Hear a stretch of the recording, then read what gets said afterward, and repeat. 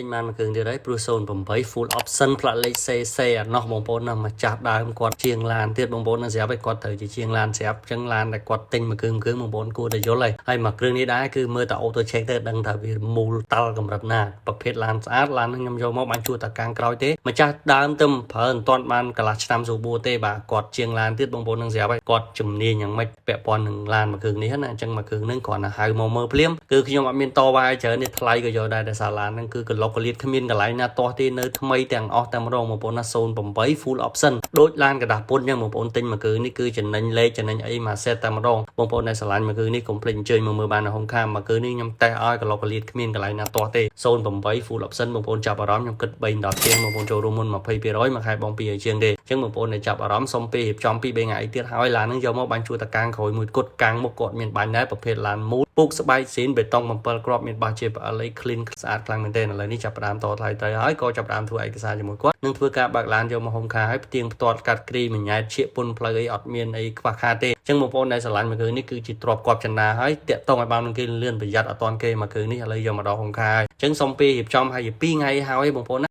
08 full option អត់ដែលមានទេឡានស្អាតហើយប្រភេទម្ចាស់ដើមប្រើខែយ៉ាងនេះណាចាប់អារម្មណ៍អាចតាក់តងបាន